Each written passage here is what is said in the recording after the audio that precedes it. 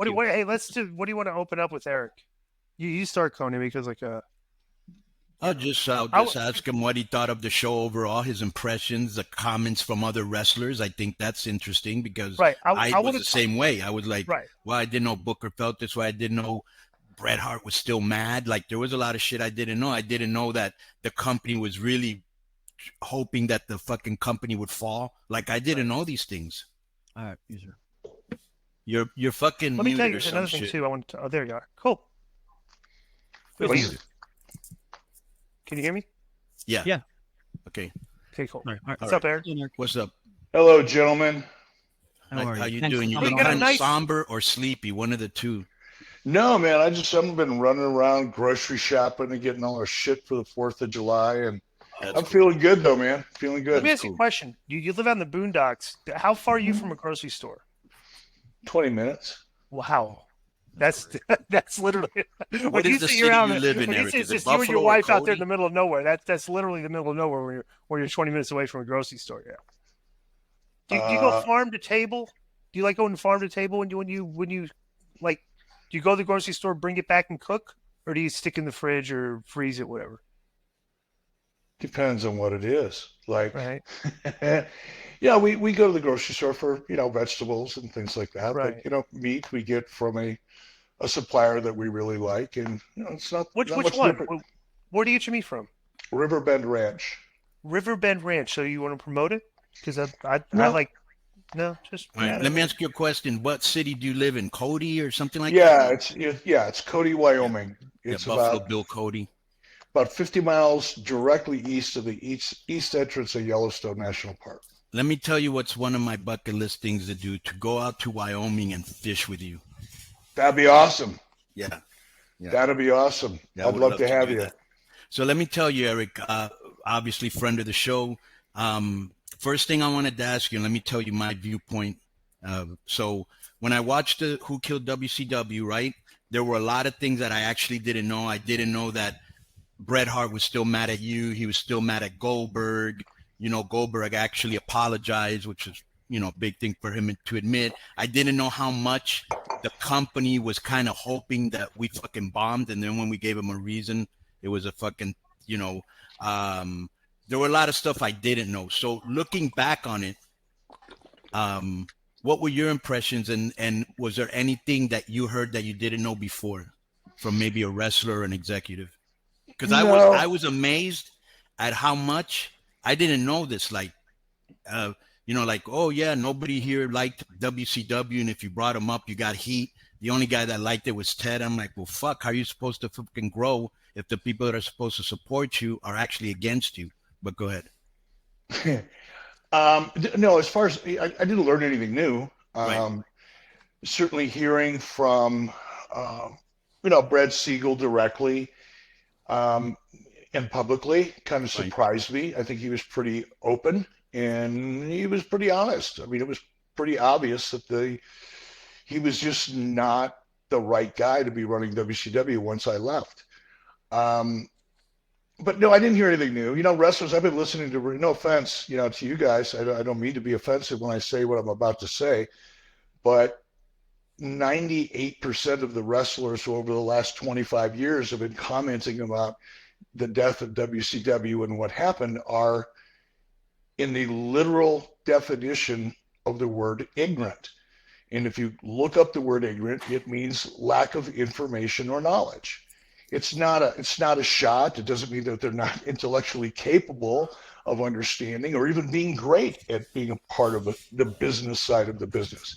But there's not one wrestler who's commented over the last 25 years that was remotely close to understanding the dynamics and the operation of WCW and its relationship with Turner Broadcasting. Now throw on the complications and the pressure that the merger created and all of the internal politics that you got a little bit of a sample of. You heard from Dick Cheatham. Dick Cheatham, just to be clear, Dick Cheatham didn't work for me. Dick Cheatham worked for a woman by the name of Vicki Miller, who was the head of Turner Finance. But Dick Cheatham was a guy who loved the business and who oversaw all of the financial aspects of WCW. Every nickel I spent had to be approved by Turner Finance, and Dick Cheatham was the guy that oversaw that. And when you hear Dick Cheatham, who in his role had complete visibility to both the corporate side of Turner Broadcasting and the corporate side of WCW, when you listen to him talk about how no matter what he tried to do to help WCW, and this was early on, this was before Nitro and before everything else, he was warned that he'd get fired. Nobody in that company other than Ted, and I've been saying it on my podcast for 5.5 years, but it's because it's me saying it, everybody has listened to it and gone, oh, that's just Eric. He's just, he's blaming other people and fading the heat. The fraud. And when you hear the guy who is an executive for Turner Finance, basically the same thing I've been saying for 5.5 years, it all of a sudden people are paying attention. But it was an interesting. I thought the series was great. I will tell you, when I first got the call to be a part of it, obviously when I heard that Rock was part of it, and that piqued my interest quite a bit. But I was still really tentative about it. I wasn't excited about it because in my mind I'm thinking, okay, what are we going to do? The same shit we've been doing now for 25 years. We're going to hear from the same wrestlers who have the same opinion, who don't have a fucking clue what they're talking about or whatever. I mean, so where's the new information? And they really convinced me that they were going to bring a lot of new information to the table, fresh interviews. We're going to hear from people that we'd never heard from before. That I thought, then I got interested. And I think they did an exceptional job, to be honest. You know what I'm glad about, Eric? Yeah, they did do an exceptional job because unlike you, I did learn things. And how was I going to know who Tommy Cheatham was? I had no reason to fucking know who he was. Right? So it was good that somebody was able to get your story out there that wasn't you. You know what I'm saying? That was good. And one of the things that I did say was when I was there, I just want to make sure, because I got quite in depth into our problems with you taking Rey Mysterio's mask off, right? Mm-hmm. Which they didn't put. And what people don't understand, they'll interview for 2.5 hours and they'll use 5 minutes. Okay. Right. And so I did say this. I said, the girl that I worked with, her name was Janice. I said, I just want to make sure, because I don't like this dark side of the ring bullshit, and just very negative, and it doesn't shed a good light on ours. I know it's interesting, but I don't like to see it. She goes, no, it's going to be different, all this. And I said, just make sure that I'm able to give Eric his props. Okay. I did, because I didn't want people to think like we still had heat, because we did have heat before, but we don't have it anymore. Right.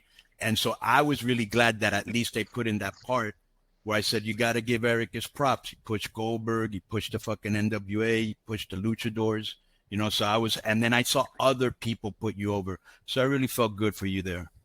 Well, thank you. I appreciate it. And it was, it is nice to hear, I mean, I'm a human being, Right. We all like to be acknowledged, especially by peers and people that we've worked with. So I appreciated that very much. And I mean, I don't even remember that we had heat. I guess we did. Well, yes, we did. You remember very well. We butted heads all the time, Eric, for years. Yeah, but that was every what day. happened? You know what happened? No. It sounds like just. No, but I can tell you the difference, Eric. When I first started there, okay, see if you can remember this. You were very accessible, really happy. Shit was going right. When you kind of fried out, when you actually told me, I'm going to France, I'm burnt out, I'm going to give Kevin the book, and I think you told me you were going with your daughter. Like, you were fried out, you were not accessible, you're kind of pissed off. Now you can see why, So, and that's when we were butting heads, which wasn't the right time to butt heads with you. But we're cool now, which is the more important thing. Yeah, that's all I care about. Right. I don't hang on to stuff like that. I mean, and I'm not going to mention the name right now because it's not important really, but a really, really high profile talent that, I'm just going to say it was Mark Merrill, Johnny B. Bat. Right. He's got a book coming out. Great guy. He's got a book coming out, and the author gave me a call and asked me if I'd give a perspective on Mark and his time in WCW and my relationship with him. And I was happy to do that because Mark is such a powerfully, positive person, and he's doing so many great things. Anything I could do to help, I will. And then the author said, yeah, Mark is, he really wants to talk to you and he wants to apologize. And I said, apologize for what?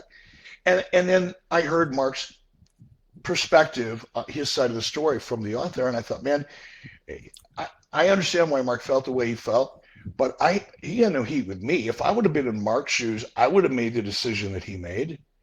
But we all, you look back 25 years ago, in that moment, was I frustrated? Sure. Was I, probably pissed off in a way because I was frustrated? Sure.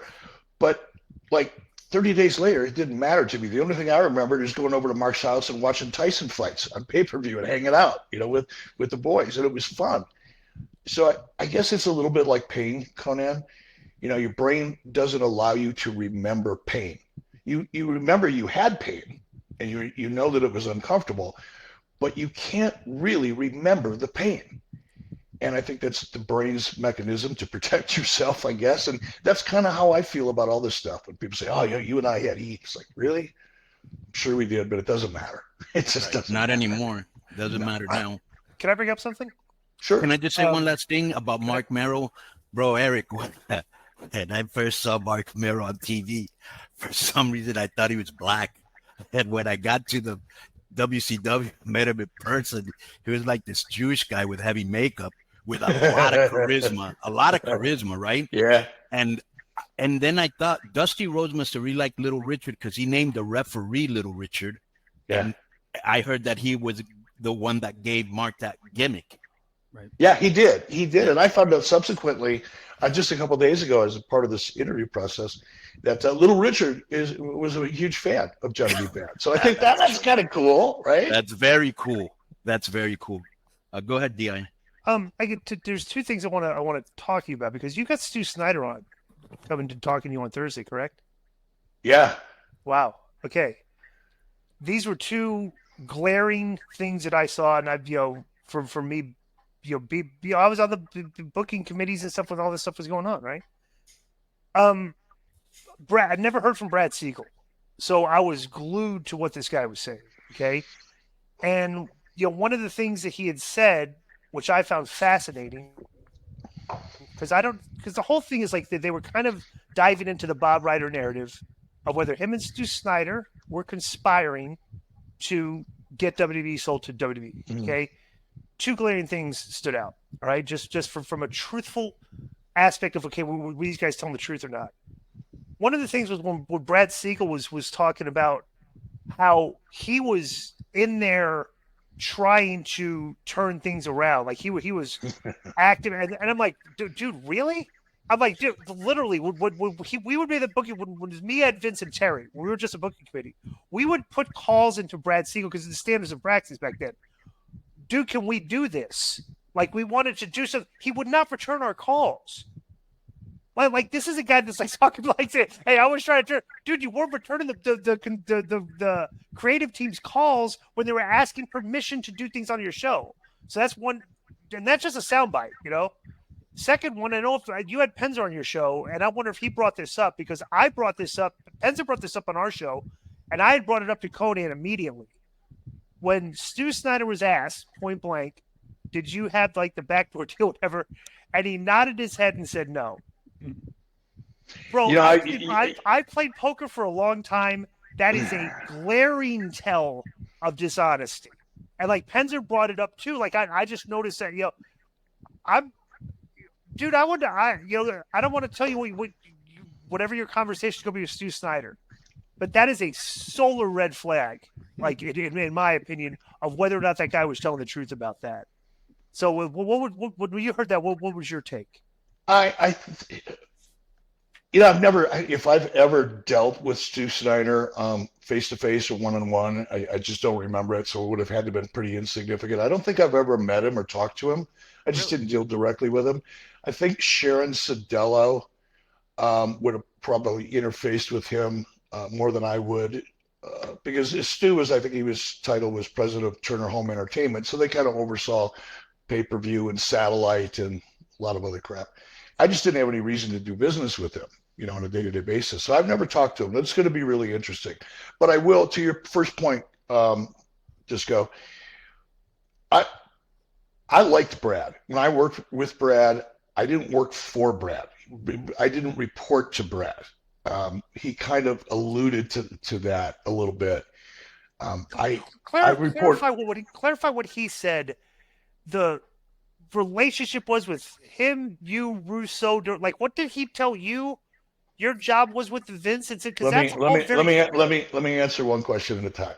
Okay.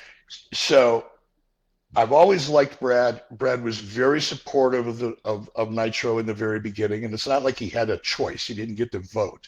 That was a Ted Turner decision, and Brad's job was to facilitate it and execute it on his part. But he was president of the TNT network, right? I was president of WCW. I reported to Harvey Schiller. I didn't report to Brad. I worked closely with Brad and enjoyed it for a long time. But what I found interesting is the way Brad presented it. As you pointed out, just go, oh, I tried so hard to make work and I was in there. I don't think Brad Siegel ever stepped foot into WCW offices, either when we were in the CNN Center or when we had our separate remote offices over on Log Cabin Drive. Yeah. I don't think he ever stepped foot in there.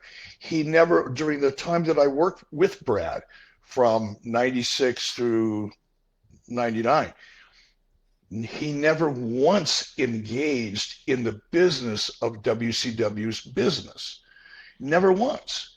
Never even remotely gave me the impression he was interested in the creative process or learning anything about the business, which was fine because that way he'd just stay out of my way. I liked it that way. Now, when I left, when I got sent home in 99, September, and then a couple months later, he called me back. This is going to answer your second question. Just go. Brad said, look, I want to bring you in. And I made it clear early on, I'm not coming back as an employee. I'm only coming back as an independent contractor. I'll oversee creative, but I don't want to have anything to do with any other aspect of the business because I knew how fucked up it was at Turner. I didn't want to go back into the mess that, basically snapped me to begin with. So I said, here's what I'll do. And if that's cool with you, we can make it work. So Brad's role, because I wasn't an employee, but I said, look, I'll oversee the creative. I'll work closely with Vince Russo. If he and I can't come to a meeting of the minds on a creative issue, then we'll bring it to you, Brad, and you're going to be the tiebreaker. Because that's really the way it should work anyway. Typically in television, the network always calls the last shot. So that was the idea. That was the relationship. You had Brad was the president of the network. I was an independent consultant. Vince Russo was an employee of WCW who did report to Brad. I worked with Russo. If he and I couldn't come to an agreement, we'd take it to Brad and he would make the final decision. That was the arrangement going in. Here's what I think, and I'm gonna, I'll do something on your show that I don't think anybody ever thought I would do. Is I'm gonna stick up for Russo a little bit. I would not be surprised if Brad never had a conversation with Russo that was anywhere close to the one he had with me. I mean, I don't think that Vince really understood what my role is because Brad didn't communicate it to him. I'll reiterate that. I just had I do a show with Vince every 2 weeks. It's a 30-minute talk. I'm so sorry. Fuck. We talk about politics, whatever. Just conversation, just a convo me, my old friend, right? Bro, I'm going to reiterate that he did not know either. Like this was just like listening to Brad Siegel talk was kind of like news to him about what he had like described your relationship and his relationship, like what it should be. So like unbelievable. I would reiterate that. So I think that's I think that's pretty amazing, and in a way that was really unfair to Vince Russo. I mean, because if Russo's thinking, no, I'm the guy, I'll listen to Eric, and if I like what he has to say, great. If I don't, fuck it, I'm going to do what I'm going to do anyway. If that's what the way he was operating, because Brad never told him otherwise, because he didn't have the balls to do it. That's on Brad Siegel. That's not even on Russo. Doesn't change the way. Sorry, Eric. I was going to say, plus Disco wasn't Vince Russo's contract specifically said you are head of creative. You're not going to have to be committee. You're not going to listen to this guy or that guy. You're head of creative, right? It was specified in his contract. I don't know the details. But I don't think so. I've never discussed the actual details of the contract, but what I do know is that Vince had incentives for ratings. Yeah. Specifically, nothing with pay-per-view or anything, strictly TV ratings. So, but it was just, you know, it was funny because like when you were gone, and we did not have that. Okay, Eric is kind of like the overseer of creative, like run stuff by him. When you were gone, it was supposed to be Brad, and now this guy's not even accessible. Like, you know, that's like think about that. You know, like that's just like the writings on the wall. You know, it's just absurd. I mean, like seriously, you know, like this is their number one rated. You know, it's the highest ratings on their network. Like that show, and like the people just literally were. You could see the writing on the wall. They just didn't care. Got like. Well, it's not that they didn't care. It's not that they didn't care, but I think it became really clear. And again, because of Dick Cheatham and some of the other, and Brad and Stu Snyder, there was Ted Turner, who really believed in wrestling, and then there was the rest of Turner Broadcasting, and the rest of Turner Broadcasting wanted WCW gone 20 minutes after Ted bought or created WCW, after buying Crockett Promotions out of bankruptcy and launching WCW. The only person that wanted it as a part of Turner Broadcasting was Ted, and it remained that way. And when they fired Bill Watts because of his stupid shit, Turner was so close to pulling the plug. Bill Shaw came in right after God, who was I just talking about? Watts, yeah. Right after Watts got let go, Bill Shaw, who was the VP of Human Resources, came in, had a company meeting, sat down and said, okay, here's where we're at. This company's losing money, millions and millions and millions of dollars, $10 million that year. We're losing money. We've never made a profit because of everything that's happened in the last couple months with Watts. Ted's going to give it one last shot. If we can't turn this company around quickly and start operating and making a profit, Ted is going to pull the plug. And that was the first time we'd ever heard that. We knew a lot of the other executives wanted to get rid of WCW, but the fact that we were hearing from Bill Shaw that Ted was going to pull the plug if we didn't turn around, that had a lot of impact. And then we did. We turned it around, and it became a huge success. I think there were a lot of executives, and I think, Conan, you kind of hit on this early on. There are a lot of executives that were pissed off that we turned it around because they wanted that 2 hours of prime time on Monday night for other shit. They wanted to make movies. They wanted to be Hollywood stars. They wanted to be big time producers and network executives. They weren't getting that opportunity when I had 2 hours every night of beachfront property during prime time that they wanted to put movies in. So the minute WCW started floundering and the wheels started vibrating and the hubcaps are falling off and then the front wheel falls off, the minute that shit started happening, those executives moved in and pounced in. On top of all that, Ted Turner didn't have any more power. You heard Ted's own son, Teddy, talk about it. Ted lost all the power in his own company. So it was inevitable. And that's why when people say, well, you think if you would have been making more money that they'd still be around. Bullshit. You don't have a fucking clue what you're talking about if you have that point of view. It wasn't about the ratings. It wasn't about the money. It was all about 2 hours of prime time on Monday night. And nobody in Turner wanted us to have it. And you know what's a shame? That at the end of the day, they're not really serving the company well or their audience, because I'll give you an example. In wrestling, it doesn't matter who I get along with, who I like. It's what the people want. And that's my job, to give them what they want, not what I want. And same thing with them. If you have a niche that's giving you the highest audience, who gives a fuck if you like it or not? If I'm running a show, I'm going to keep it on the air and promote it, because I have a successful show, and then I'll work on another one. So it boggles my mind that they thought like that. I just wanted to make this comment. So when I was watching the thing with fucking Snyder, okay, I just always thought, and it was funny because right after they did the interview, I made a comment and you made a comment. They were kind of similar. I could not believe that this company that was worth so much money was sold for $2 to $4 million.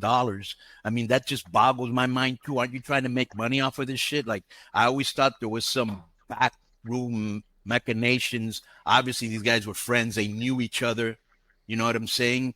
The business could be very dirty.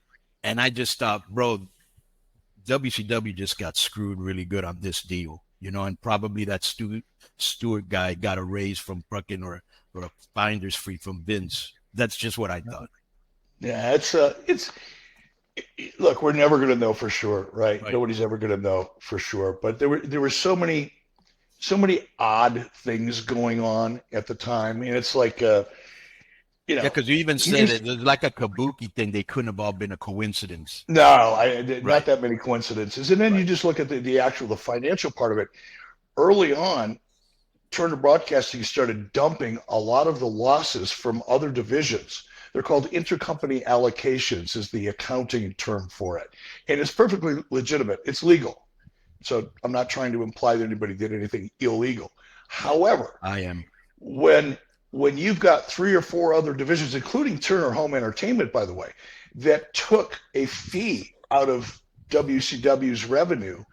I couldn't believe whatever it is they did. Oh yeah. What type of bullshit is that? That's just the way Turner. Right. It's the way Turner was set up from an accounting point of view.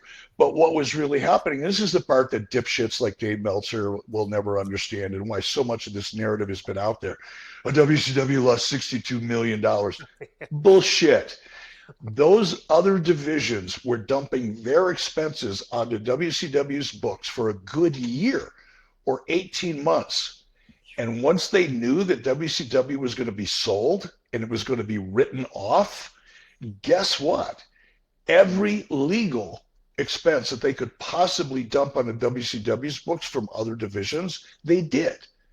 Because that way those other divisions would look healthier, right? Because I'm basically paying their bills. Those other divisions look healthier. Those executives get bonuses. Those executives get promotions. They're just dumping all their losses and all their expenses on the WCW. And they're burying a company they don't like and want to go out of business. And that's the thing I didn't know. Yeah. That's a fascinating. I want to get into this. Well, Dick Cheatham talked about it. Who is working who here, though? Like what? Okay, so you're talking about if your businesses are dumping the losses onto your books, but this is all under the Turner spectrum, under the Turner umbrella. So who's working who to make what here? They're saying what division is dumping their losses off on your books at what gain to them? Because they don't have that much losses on their books. Go ahead. No, I mean, that's it. So I was president of WCW. I was responsible for my revenue, my expenses, my bottom line. All right. I managed my company pretty fucking well from the day I took it over till about 1998, 1999. That's when this kabuki shit started happening. Late 1998, early 1999 is when it really began to be obvious to me. There's a division of Turner Broadcasting. There was. I don't know if it's still there anymore. It's called Turner Home Satellite. And their job was to take whatever entertainment we had at Turner Broadcasting, and if it had a satellite viability, meaning if you could use satellite to somehow make more money with content, it would go through Turner Home Satellite. Well, Turner Home Satellite also provided, in terms of our pay-per-view, there were some people that were still buying pay-per-view from satellite providers, Turner Home Satellite in this case.